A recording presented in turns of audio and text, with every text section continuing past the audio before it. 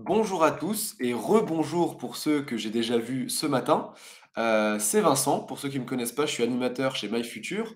MyFuture, petit récapitulatif, c'est une start-up qui aide justement les jeunes comme vous, entre 14 et 24 ans, dans leur orientation et notamment ceux qui ne savent pas trop ce qu'ils veulent faire plus tard. C'est pourquoi on organise des live métiers comme maintenant, comme cet après-midi et comme ce matin on en a fait aussi.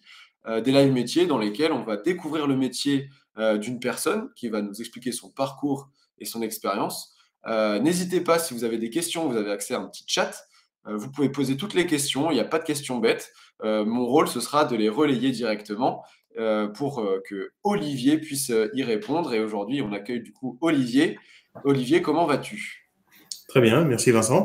Bonjour à tous. Alors, Donc, je me présente, Olivier, chef d'agence chez Guillaume Matériaux. Donc voilà, en deux mots, un chef d'agence, comment on peut le décrire? Le chef d'orchestre d'une organisation au sein d'une équipe de magasiniers, de vendeurs, de commerciaux et de livreurs. Voilà, très bien. voilà comment Bon, on pourrait présenter. c'est le chef d'orchestre, on a une idée globale. On dit bonjour à tout le monde, bonjour Martine, bonjour tout le monde dans le chat. On va commencer tout de suite à rentrer un petit peu plus dans le détail. Chef d'agence, c'est le chef d'orchestre. Et on a pas mal de détails. On va dire, on a retenu trois grands axes du travail d'Olivier et il va nous les présenter. Voilà, donc vous pouvez voir en direct un peu ces trois axes-là. Donc pas de quoi s'ennuyer. Le management d'équipe et l'animation d'équipe en premier lieu, ce qui peut nous amener à faire différentes tâches tout au long de la journée, de la semaine, du mois. C'est jamais régulier, c'est pas tous les jours la même chose. Il y a aucune routine. Mais voilà, donc on commencera par de l'intégration et du recrutement d'équipes, de collaborateurs. Forcément, ça nous amène à avoir des entretiens pour recruter ces gens-là, mais aussi des entretiens pour écouter un petit peu les collaborateurs avec qui je travaille au quotidien. Mais ça peut être entretien sur une mission, sur une problématique, ou un entretien sur un manquement quelconque, recadrage si besoin. Donc on est sur aussi une gestion des ressources humaines, puisque notre équipe est faite d'hommes et de femmes. Et pour ça, il faut orchestrer, donc il faut planifier et gérer les absences des uns et des autres et d'avoir les bonnes équipes au bon moment. Donc tout ça, ça s'anticipe un petit peu. Ensuite, la formation des équipes, eh bien ça, c'est en appui avec nos différents partenaires fournisseurs avec qui on travaille au quotidien. Donc, c'est des formations plutôt liées à la technique produit que nous avons à présenter à nos clients au quotidien. Et ensuite, à côté de ça, il peut y avoir des formations internes ou externes sur des méthodes de vente, des méthodes d'organisation sur une cour, former les magasiniers à la conduite des chariots et forcément tous les 5 ans il y a des mises à jour. Voilà. Le lien entre l'agence et le siège, oui, parce que on est souvent lié à une direction en fonction des groupes, en fonction des entités. Aujourd'hui, moi, je travaille dans une entité où il y a 170 personnes réparties sur 8 agences. Et forcément, il y a un siège qui diffuse quelques informations pratiques et une politique à mettre en place, donc une politique commerciale, mais organisationnelle aussi. Donc voilà. Donc après, on peut parler de l'organisation commerciale. L'organisation commerciale, donc ça, c'est du quotidien. C'est des points avec les vendeurs et les commerciaux sur les différents dossiers, les avancées de la semaine, les offres de prix, les validations de commandes, les recherches de nouveaux produits éventuellement. Voilà. La mise en place d'actions commerciales, ça va être toutes les promotions, la mise en avant de nouveaux produits, la recherche d'efficacité et de rentabilité pour l'entreprise, bien sûr. Le relationnel et la qualité service client, ça c'est avant tout, c'est l'axe commercial. L'entreprise, elle est liée à nos clients. Si nos clients viennent nous voir, si nos clients nous achètent, eh bien, on a une raison d'exister. Donc, il faut effectivement entretenir cette relation. et on a des échanges tout à fait cordiaux et intéressants avec nos clients. Ça, c'est du quotidien. La bonne tenue du point de vente, eh ben, c'est de rendre le point de vente attractif, mise en place de produits. Vous pouvez avoir ce qu'on appelle des libres services, des mises en avant de produits, des mises en avant de promotions. Bien entendu, c'est un travail du quotidien aussi. Et puis le côté administratif, bien, c'est la gestion des ouvertures de comptes, des conditions tarifaires, des garanties financières. Donc c'est une ouverture d'esprit un petit peu sur la compréhension de ce qu'est un client, de la capacité du client à acheter chez nous, de la fiabilité de ce client. Donc ça, c'est un côté un peu plus administratif, mais très intéressant pour connaître le client en amont. Et puis, tout ça est lié aussi à la gestion et l'organisation de l'exploitation. En premier lieu, comment, ce qu'on appelle à travailler en sécurité. Donc, j'engage chaque collaborateur à respecter des règles de sécurité et surtout à venir travailler sans se blesser, puisque le lieu de travail est un endroit où on peut rencontrer différentes problématiques. Il y a des engins roulants, il y a des charges lourdes, il y a des objets coupants. Donc, chacun est équipé de ce qu'on appelle les EPI, hein, les équipements de protection individuelle. On met en place des plans de circulation, on met en place des zonages des matériaux, tout ça pour essayer de travailler dans le plus grand respect de la sécurité et de la réglementation. L'organisation du flux des marchandises entrantes et sortant, eh bien évidemment, ça, c'est aussi le travail quotidien d'une agence. C'est-à-dire que nous rentrons des semi-complets de matériaux qu'on achète en palette complète, qu'on achète en grosse quantité. Et notre travail est de revendre au détail à nos clients avec la meilleure fiabilité en qualité de stock et en qualité de produit, bien évidemment. La préparation et l'organisation de l'inventaire, ça a lieu une fois par an, mais l'inventaire est un point à date qui nous permet de finaliser notre stock et de fiabiliser notre stock. Donc, le stock, c'est une valeur, c'est quelque chose d'important pour l'entreprise. C'est notre façon, notre raison d'avancer et d'exister. Et la création des moyens d'exploitation, la gestion des moyens d'exploitation, eh bien, c'est l'entretien, c'est l'achat, c'est de nos chariots, de nos camions, de nos grues, de nos bâtiments, donc c'est de la maintenance. Donc voilà, donc vous pouvez voir que le métier est riche et varié dans différentes choses Il y a au beaucoup de choses quotidien. à faire. J'ai l'impression que tu t'ennuies pas. Non, Euh, les on, journées sont bien remplies et c'est l'avantage d'être très varié. on a une question de Martine dans le chat qui est intéressante par rapport à ça. C'est pas trop de pression d'être chef, du coup, d'avoir tout ça à gérer? Est-ce que c'est beaucoup de pression au quotidien? Alors, on va pas se leurrer, il y a forcément une certaine pression, mais il faut avoir la bonne pression. À partir de là, il faut savoir anticiper, il faut toujours être dans cette anticipation, d'avoir un plan, ce qu'on appelle un plan B, voire un plan C, par rapport aux collaborateurs qu'on va pouvoir éventuellement embaucher, aux collaborateurs qu'on a embauchés, mais qu'on doit suivre, donc, il y a de l'anticipation, il y a un petit peu de prise de hauteur, de recul nécessaire. Il faut effectivement être en capacité à mettre chacun dans ses missions.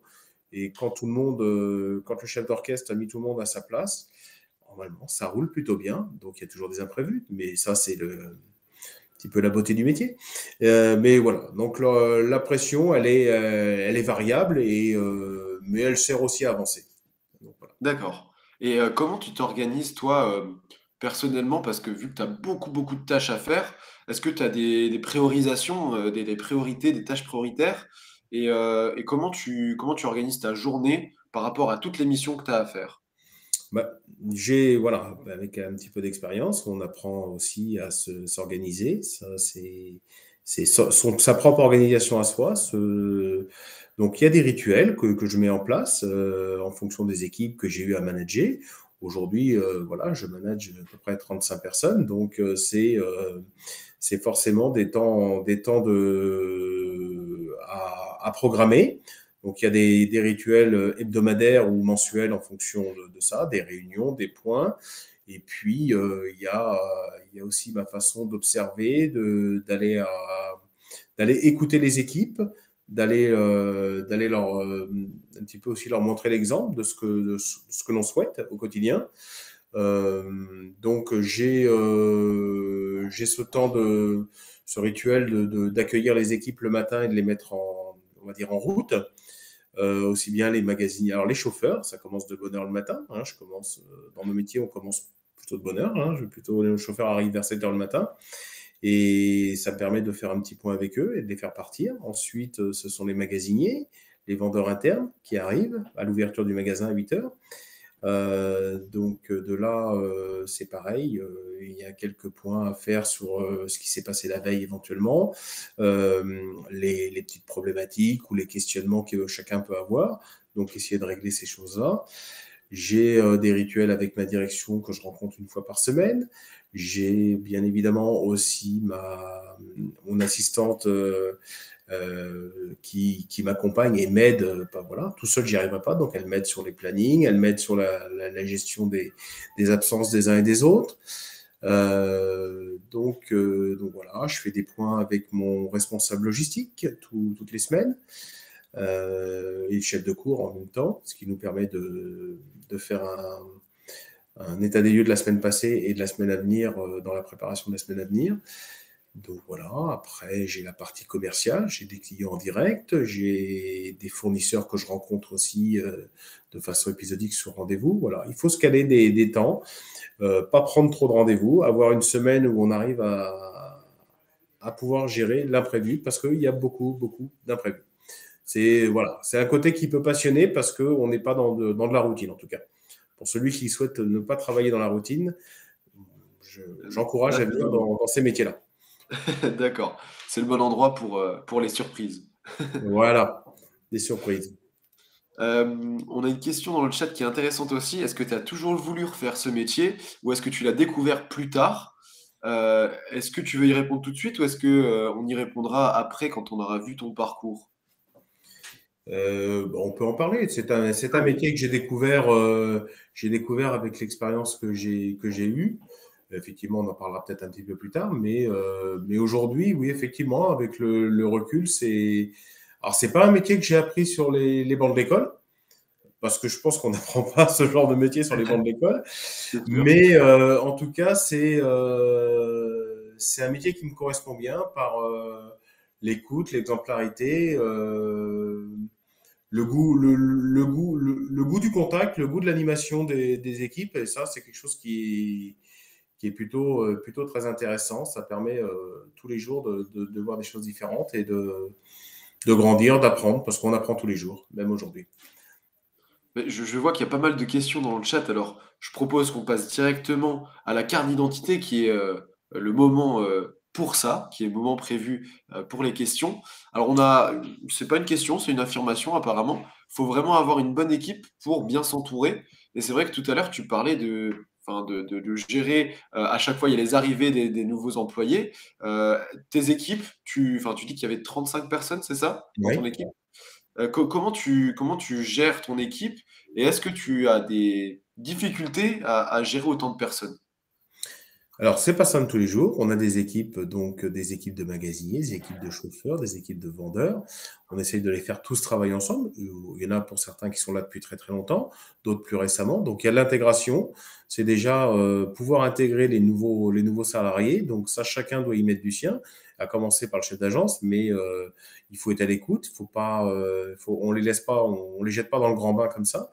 Donc, on leur met au départ des petits brassards, hein, et puis ils apprennent à intégrer. Parce qu'intégrer une équipe, en tout cas, la capacité à intégrer une équipe, c'est quelque chose qu'on repère assez vite de la part d'un candidat. Et c'est un atout indéniable. C'est vraiment un des premiers atouts. Si vous savez intégrer une équipe, ça donne déjà beaucoup de points et d'avantages. Donc après, ça vient de la part du nouvel embauché, mais ça vient aussi de la part de l'équipe existante.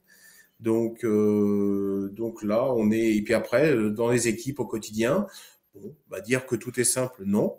Les équipes, il peut y avoir des petits accrochages, mais à moi d'être vigilant, à moi d'écouter, à moi de recentrer la mission Et voilà, on a une mission au quotidien, donc on fait cette mission. Après, on va s'entendre plus ou moins facilement avec tout le monde, mais voilà, c'est des choses, en tout cas, qui font partie de la gestion des équipes, de l'humain, donc les relations humaines, un bien grand Et mot. justement, par rapport à ça, on a une autre question qui est intéressante. Pour être chef, est-ce qu'on doit être leader? Ou est-ce qu'on peut s'en sortir même si on se sent pas trop leader? Alors, je sais pas, quelle est la définition exacte d'être un leader? Est-ce que c'est un ressenti personnel ou est-ce que, c'est une compétence? Je sais pas. Est-ce que pour toi, il faut être un meneur de troupe pour être chef? Alors, je vais vous dire que moi, à titre personnel, je me sens pas leader, plus que ça, D'accord. mais j'aime les gens, j'aime écouter les gens, j'aime les accompagner, j'aime les faire grandir. Donc plus un côté,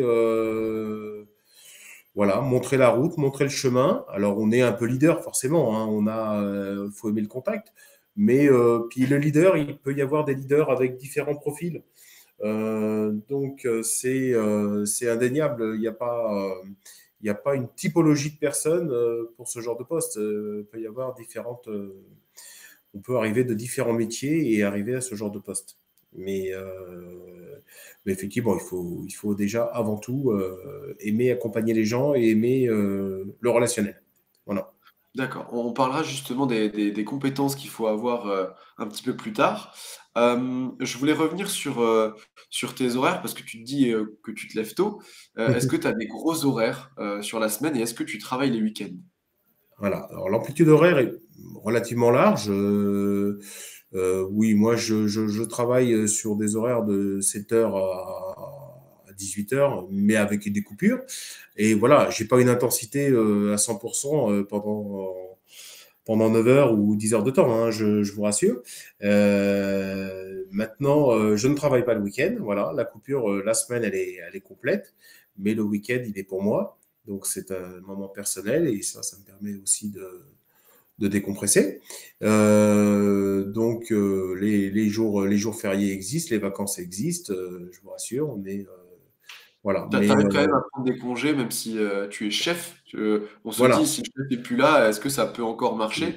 exactement. C'est À à partir du moment c'est à où toi on d'anticiper ton départ on a du bien coup, donné la feuille de route à chacun, c'est ça. globalement, et on responsabilise les gens parce que les gens ont des responsabilités, hein. Chacun, à son niveau, a des responsabilités.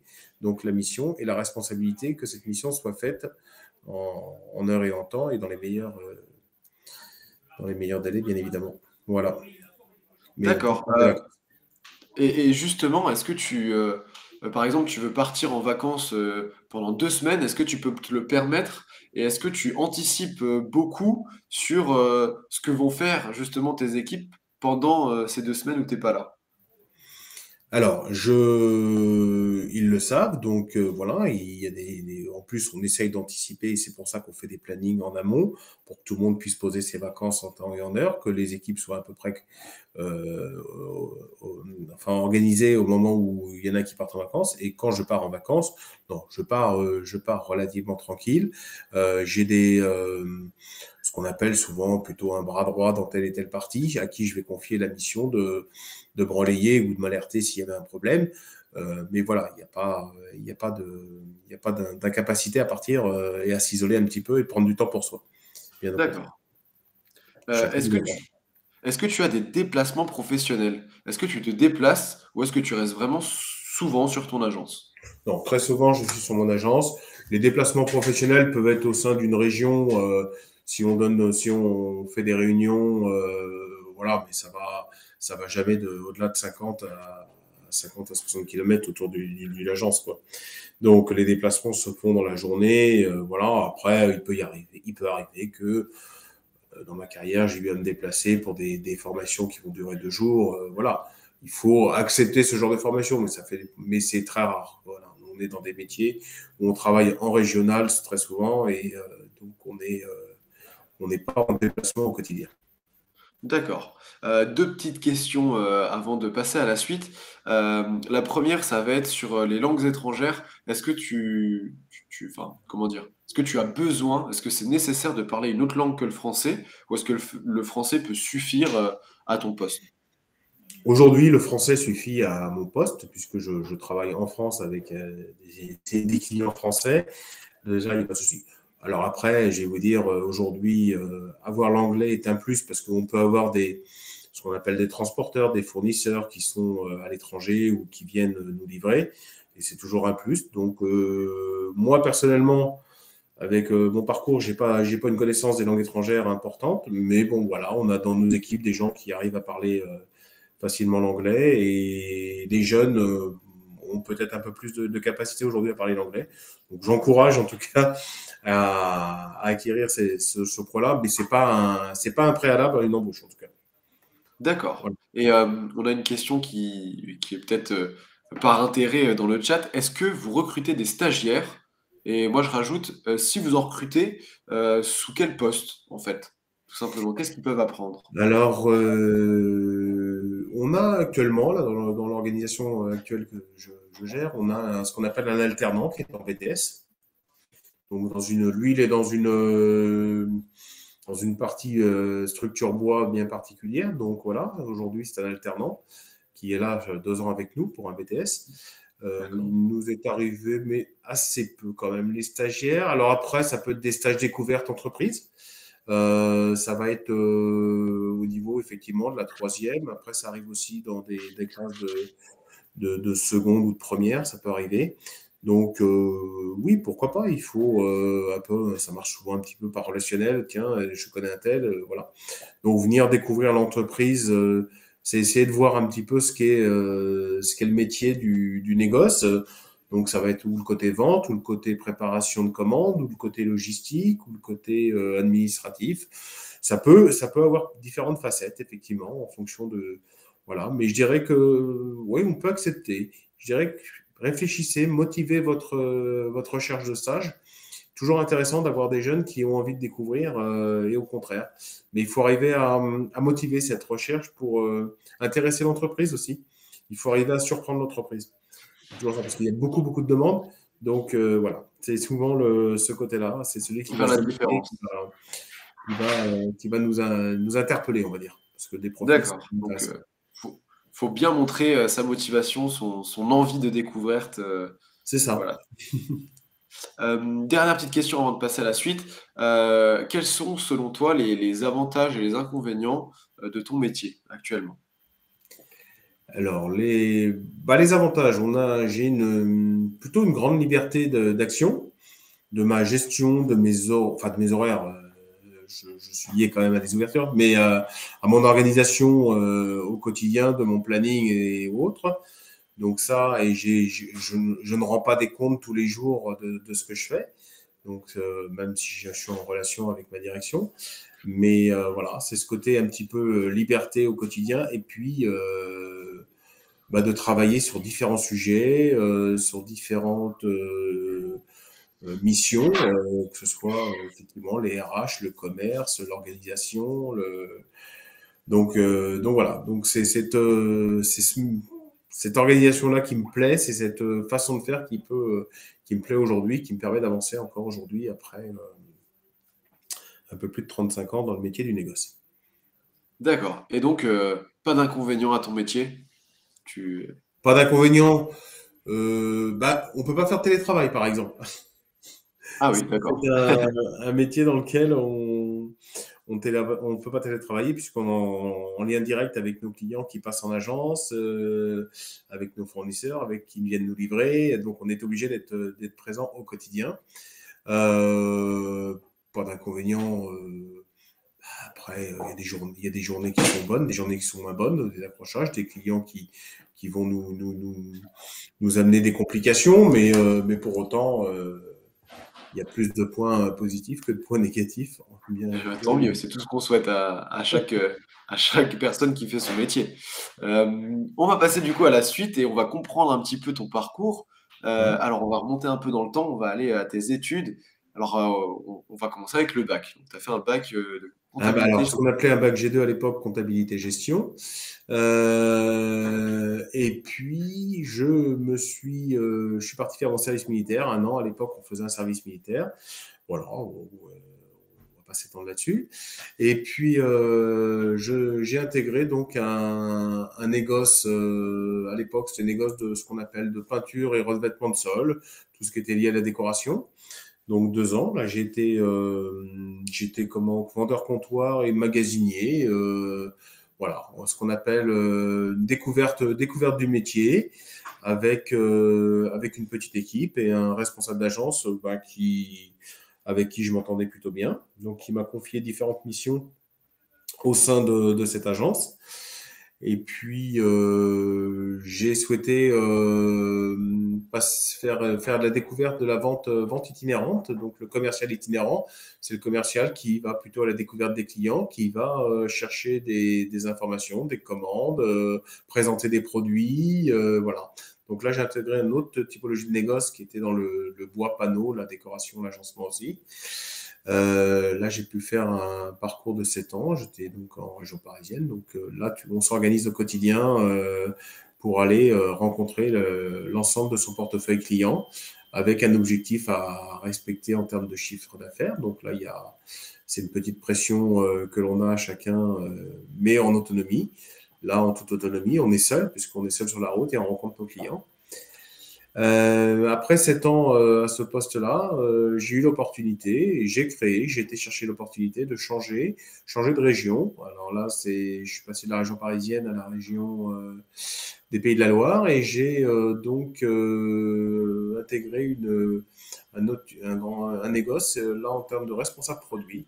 Donc là, j'avais une responsabilité de vendeur comptoir, une équipe de 5 vendeurs comptoirs avec des magasiniers pour lesquels je m'occupais de leur gestion au quotidien, la gestion des achats et des fournisseurs en relation partenariat, négociation tarifaire, et puis bien évidemment les clients, toujours, parce que le lien, c'est toujours le client. Voilà. Et puis, on est venu me proposer, au bout de 4 ans, une direction d'agence. Voilà. Alors, au départ, il a fallu que je découvre encore un nouveau métier, une nouvelle région aussi. Donc, c'est aussi un signe qu'on est capable de bouger. Bon, j'avais besoin de ce nouveau challenge, j'avais besoin de, de ça aussi dans ma vie à ce moment-là. Donc là, j'ai découvert une équipe d'une quinzaine de personnes et donc des commerciaux, des vendeurs, des magasiniers, des chauffeurs, de l'administratif. Et là, j'ai découvert le métier de chef d'agence. Donc une petite agence par rapport à aujourd'hui, mais une agence sur laquelle je suis resté 16 ans quand même. Voilà, et puis pareil, donc changement de métier. Donc, par rapport à ça, où j'ai souhaité changer de groupe. J'ai passé à peu près 30 ans dans le même groupe. Et voilà. Donc là, après, c'est moi, personnellement, j'ai évolué. J'ai des valeurs que je ne retrouvais plus dans ma direction. Donc, j'ai souhaité donner un nouvel élan à ma carrière professionnelle. Et j'ai intégré plutôt un groupe familial qui s'appelle Guillaume Matériaux. Et aujourd'hui, j'ai dit oui, 35 personnes à peu près. Et là, depuis un peu plus d'un an, donc aujourd'hui, un parcours qui se tient, qui est assez logique pour ma part et qui m'intéresse toujours dans ce métier-là parce qu'on apprend en termes de technique et en termes d'hommes aussi, de relations. Toujours pareil. Bon, en tout cas, Voilà. c'est un joli parcours et on a aussi des messages dans le chat. Ouais, la belle carrière, bah oui. Belle carrière. Alors, ça fait beaucoup de choses, mais au final, j'ai l'impression que tu as gravi un peu les échelons à chaque fois et que tu as gagné en expérience, ce qui t'a permis d'avoir le poste d'après et puis découvrir de nouvelles choses à chaque fois. Et tu dis que tu es resté du coup 30 ans dans le même groupe, c'était du coup depuis le commerce itinérant, c'est ça? Ouais, c'est ça. D'accord. Et donc, Pratiquement, enfin, 27 ans, je j'avais crois. j'avais une question par rapport au fait d'être commerçant itinérant. C'est pas compliqué d'être justement pas fixe au final et de tout le temps aller chercher. Enfin, c'est toi qui démarches du coup, c'est toi qui vas aller voir les clients à chaque fois. Est-ce que tu préfères être en itinérance ou être fixe dans un bureau, par exemple? Bah, aujourd'hui, le commercial itinérant, je l'ai fait 7 ans, donc c'était passionnant, c'était intéressant. Mais voilà, j'en avais fait le tour. Au bout d'un moment, j'avais envie de faire autre chose. Donc aujourd'hui, oui, je préfère ce que je fais aujourd'hui dans le sens où bah, j'ai cette relation, cette expérience. Mais l'expérience de vendeur comptoir, le vendeur itinérant, me permet aujourd'hui d'avoir aussi une vision différente et de me positionner vis-à-vis des gens avec qui je travaille au quotidien et de leur d'avoir aussi ce recul nécessaire, cette expérience que j'ai eue, que je peux aussi leur apporter quelques conseils. Hein, chacun a sa mission. Et aujourd'hui, c'est plus dans cette expérience-là, dans la façon plutôt d'accompagner les gens, de leur, oui, d'être plus dans l'accompagnement et dans l'exemplarité dans les missions que je peux leur confier. Donc aujourd'hui, c'est plus ça qui va m'intéresser. Mais le commercial itinérant est un métier passionnant.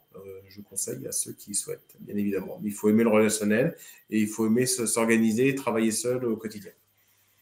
D'accord, très bien, merci pour ce partage d'expérience.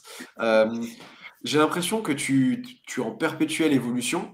Là, ça fait que 1 an, du coup, que tu es chez Guillaume Matériaux.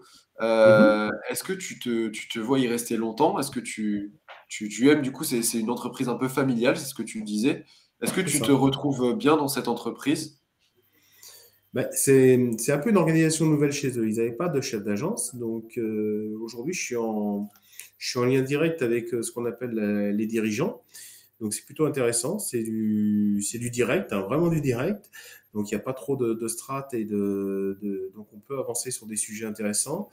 Et aujourd'hui, bah, c'est plus mon expérience qui m'a permis peut-être d'intégrer ce genre d'entreprise pour apporter une organisation, une stabilité aussi aux équipes. Donc voilà, là j'ai plus alors, j'ai encore peut-être une petite dizaine d'années dans mon parcours professionnel et j'ai envie d'apporter cette expérience et de dire que, voilà, d'avoir d'avoir des personnes qui vont aussi bien grandir dans l'entreprise, qui vont changer de poste, que je vais accompagner, que je vais faire grandir aussi.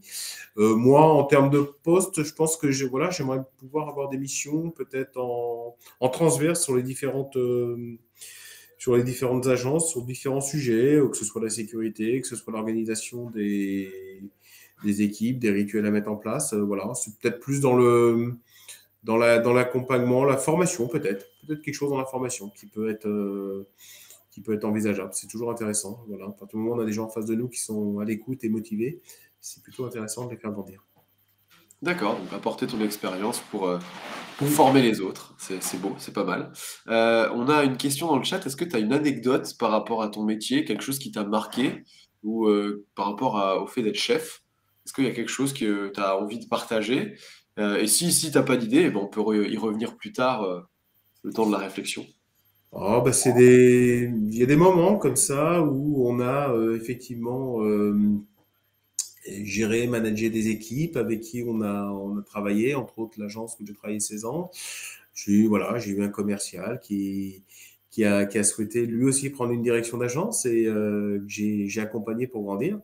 Et quand il est parti, je n'étais pas là, mais je suis rentré un lundi et il était parti. Et il m'avait mis des post-it partout dans le bureau avec des petits messages. Merci chef, voilà, des petites anecdotes, des petites phrases qui nous liaient, qui nous permettaient de travailler. Et j'en avais, mais partout dans le bureau.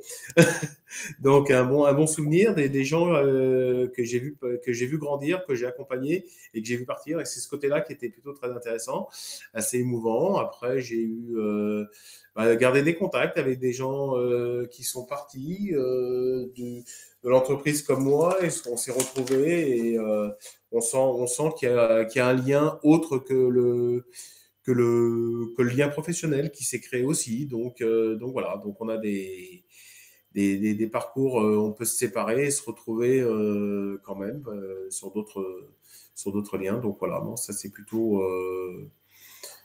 bien. Après, voilà, non, j'ai pas d'autres anecdotes comme ça Des aventures partagées, quoi, c'est une Exactement, tranche de vie, quoi. exactement.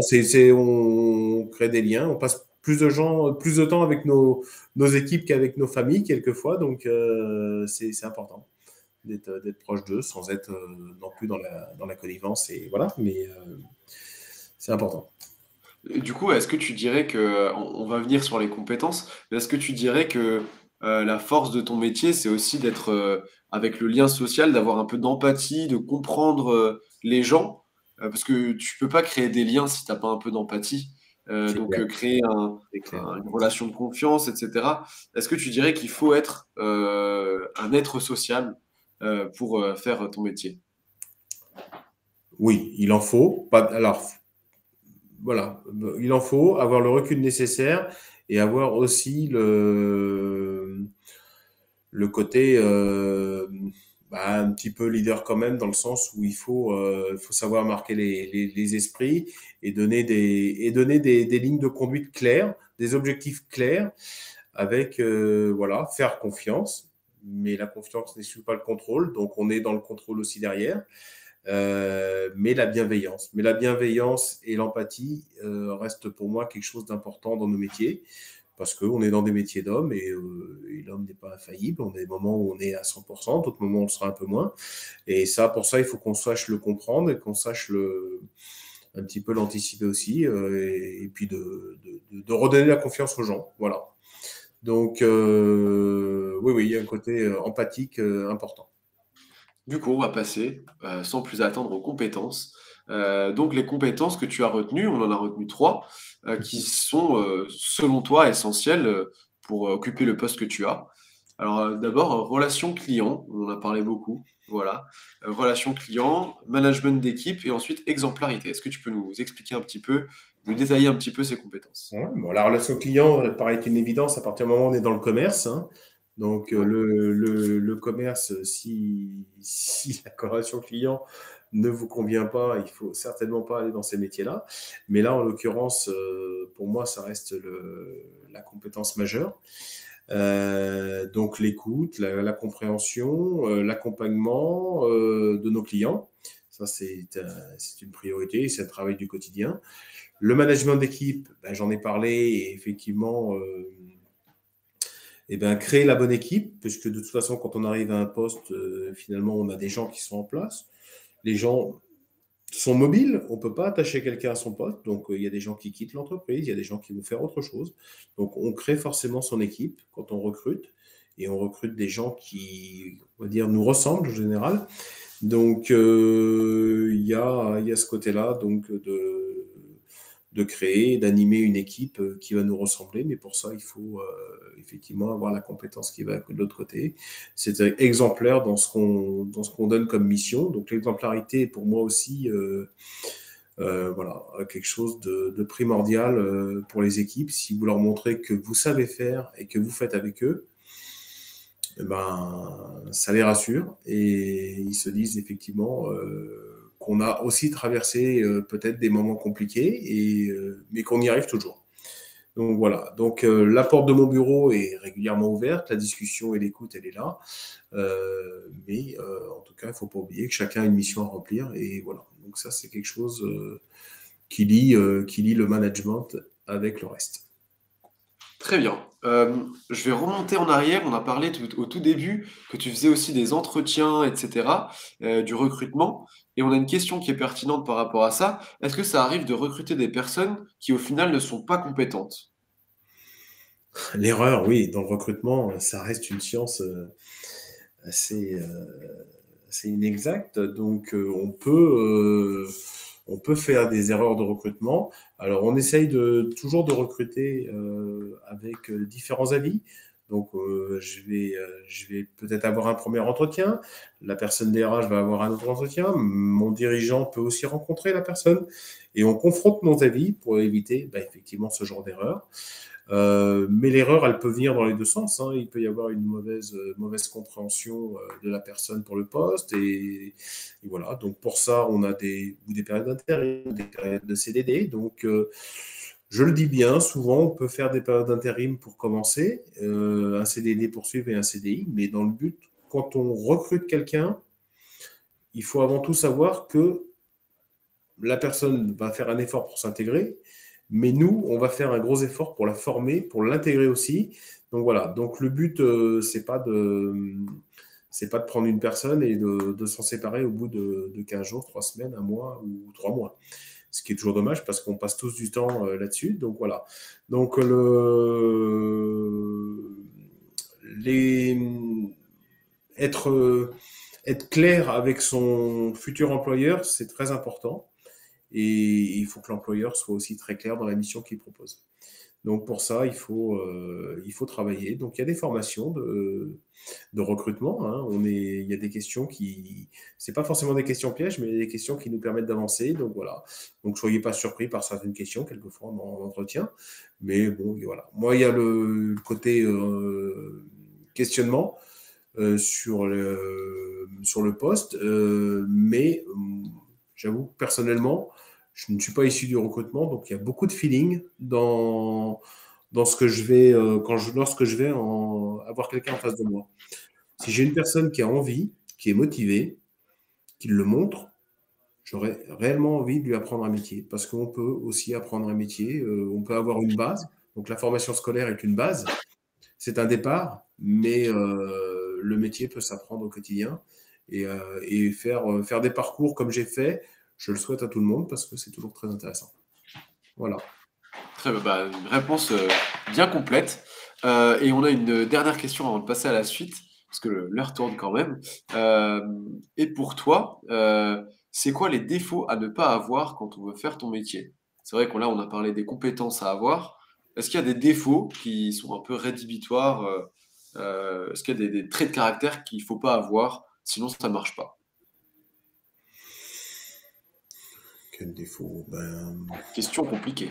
compliqué. Oui, non, il faut On peut rester savoir ouvert. facilement ce qu'il faut Il être, faut comment on peut être. ne pas être. Il ne faut pas compter ses heures. Ça, c'est une chose. Voilà. Donc ça, c'est. Mais bon, il y a beaucoup de travail où on peut être comme ça. Donc maintenant, il y a la reconnaissance, il y a le salaire, mais les horaires, voilà, on n'est pas. Les gens sont impliqués en général et quand on est impliqué, on regarde pas sa montre. Donc ça, c'est une première chose. Et dans mon métier, mais comme ceux de mes collaborateurs, c'est quelque chose qui est pour moi très très important. Quel défaut il faut éviter d'avoir bah, Il y en a beaucoup. il faut éviter d'avoir le melon, donc beaucoup d'humilité, hein, parce que on peut apprendre de ses collaborateurs et on apprend tous les jours, même à mon âge. Donc voilà, éviter d'avoir le melon, hein, comme on peut le dire aujourd'hui, ou les chevilles qui enflent. Il y a des réussites, il faut savoir les mettre en avant, mais il y a aussi des erreurs, il y a aussi et on apprend de ses erreurs. Donc voilà. Très bien. On va passer à la dernière rubrique qui est celle des clichés. On a retenu trois clichés et on va les mettre en avant et on va voir si c'est vrai ou si c'est faux, les déconstruire ou les vérifier. Alors, vous êtes des marchands de cailloux, tout simplement. Alors oui, c'est un peu ce qu'on peut entendre quelquefois. Les matériaux. Donc dans les matériaux, dans les négoces de matériaux de construction, il y a beaucoup de produits, mais si on s'arrête au Big Bag de sable ou du gravier, c'est qu'on a un esprit un peu obtus. Donc aujourd'hui, on a des produits très techniques. Donc celui qui aime un peu la technique dans le bâtiment, dans la construction, ben, saura sortir son épingle du jeu parce qu'on a besoin de gens techniques et engagés sur la recherche de produits, sur la recherche technique, comprendre parce qu'on est dans un rôle de conseil, on est dans un rôle d'accompagnement de nos clients. Et puis, il y a beaucoup de nouveaux produits qui sortent sur le marché aujourd'hui, donc c'est très intéressant. Donc, le marchand de cailloux, ça fait un peu basique. Et vraiment, c'est le cliché dans lequel il faut éviter de tomber. C'est un peu Très plus clairement. complexe que ça. Deuxième cliché, le chef est sévère et méchant. C'est vrai qu'on a beaucoup parlé de la posture du chef, son relationnel avec les équipes. Est-ce qu'il doit être sévère et méchant? Sévère, mais juste surtout. D'accord. Sévère, mais juste. Non, le chef, il a toujours le rôle du chef. Et j'ai toujours dit, tiens, voilà, le chef, il arrive. Voilà. Mais à partir du moment où vous êtes en proximité des équipes et à l'écoute, ce côté sévère et méchant, pour moi, moi, je le reconnais pas comme ça. Donc, c'est surtout de savoir accompagner ses équipes, de montrer que voilà, il y a un capitaine à bord, il y a une direction à prendre et on y va ensemble et on tire dans le même sens.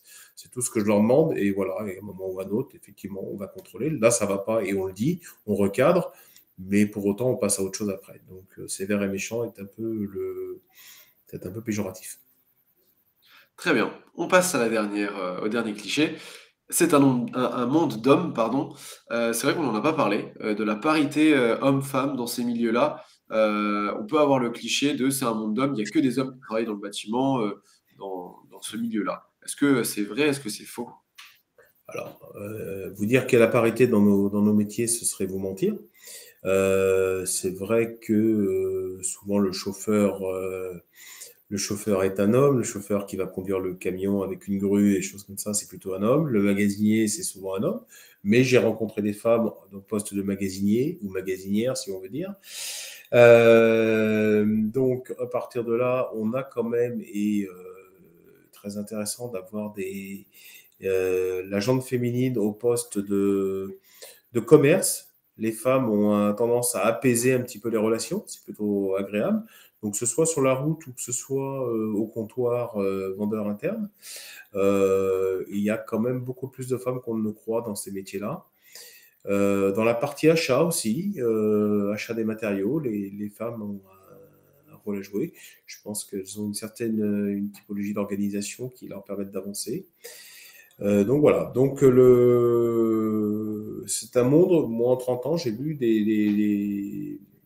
pas mal de femmes à différents rôles, il y a différents métiers, et même au rôle de chef d'agence. Donc voilà. Donc non, n'ayez crainte, c'est ouvert. Le métier n'est pas genré. Voilà, D'accord, donc c'est ouvert à tout le monde a sa place. exactement. Eh ben, c'est beau. On va finir avec la dernière petite slide. Il nous reste 2-3 minutes. Je vais te les laisser, les 2-3 minutes, pour partager un ressenti, partager un message, des conseils peut-être pour les jeunes qui sont là et qui nous regardent, qui ont posé des questions et qui seraient peut-être intéressés par le milieu du bâtiment. Je te laisse les 2 minutes qui restent pour D'accord. passer ton message. Eh bien, écoutez, j'espère que je vous ai donné envie, au moins d'aller découvrir, d'aller rechercher. N'hésitez pas à prendre des renseignements, à prendre des contacts auprès des gens qui vous entourent, de vos professeurs, de vos connaissances qui connaissent, et d'aller, ce qu'on appelle faire des entretiens métiers. Faites des entretiens métiers, plus tôt vous le ferez, plus tôt vous comprendrez comment travaillent les entreprises ou comment, voilà. Il peut y avoir la différence entre l'école et l'entreprise et le lien, il est important. Donc faites-le. Le métier du négoce, riche et varié, ça c'est sûr. Donc voilà, on n'est pas forcément obligé d'être un technicien en termes de pause et autres, mais on peut apprécier et être apprécié dans le négoce et apporter une relation. Moi-même, je ne construis pas des maisons, voilà, mais je connais les marques, je connais les produits, je connais à peu près leurs usages. Donc voilà, mais à partir de là, c'est surtout la relation avec les clients, avec les fournisseurs, avec les collaborateurs. Voilà, c'est un métier de relation. Donc, n'hésitez pas, si cela vous plaît. Si vous voulez travailler seul dans un coin, c'est pas ce métier-là. Mais voilà. Choisissez bien Mais votre voie. chacun doit trouver son épanouissement quelque part. Donc, n'hésitez pas. Prenez des renseignements, renseignez-vous, soyez Mm. curieux. C'est un petit peu ça C'est ça. la Soyez note curieux. finale. Soyez curieux. Bah, merci beaucoup Olivier. En tout cas, merci beaucoup à tout le monde, à tous ceux qui étaient là et qui regardaient le live. J'espère que ça vous a intéressé, que ça vous a appris plein de choses. Moi, j'ai appris plein de choses en tout cas. Merci beaucoup Olivier, merci à tous. Et puis je vous dis à la prochaine pour un nouveau live. N'hésitez pas si vous avez encore des questions, on peut y répondre. On reste disponible et puis ce live sera disponible aussi en replay d'ici peu si vous voulez le revoir. Voilà. Merci beaucoup Olivier. Je te souhaite Merci à une vous. bonne fin de journée. Et puis à tout le monde aussi, une bonne fin de journée. Bonne journée à tous.